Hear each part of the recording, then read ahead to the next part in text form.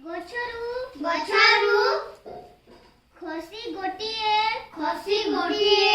ଚଢ଼େଇ ଅଙ୍ଗାର ଉପରେ ପଡ଼ିଲା ତା ରଙ୍ଗ କଳା ହୋଇଗଲା ସେ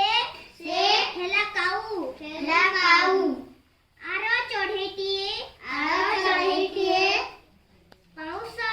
ପାଉଁଶ ଉପରେ ପଡ଼ିଲା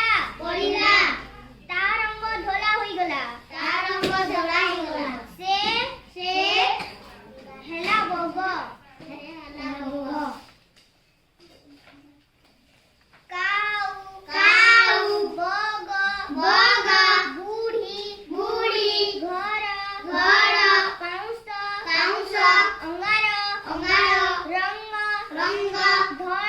ଧଳା କଳା କାଉ କାହିଁକି କଲା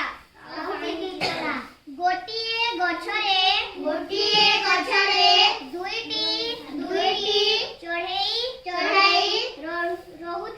ରହୁଥିଲେ ଦିନେ ଜଣଙ୍କ ଭିତରେ କଳି ହେଲା କଳି ଲାଗୁ ଦୁହେଁ ଗଛରୁ ଖସିବାକୁ ଲାଗିଲେ ବୁଢ଼ୀଟି ସେ ଗଛ ତଳେ ଘର କରି ରହୁଥିଲା ସେ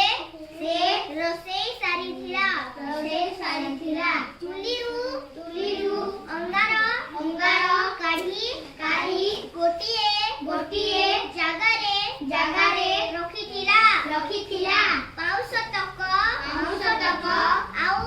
ଆଉ ଏକ ଜାଗାରେ ରଖିଥିଲା ଗଛରୁ ଖସି ଗୋଟିଏ ଚଢ଼େଇ ଅଙ୍ଗାର ଉପରେ ପଡ଼ିଲା ତା ରଙ୍ଗ କଳା ହୋଇଗଲା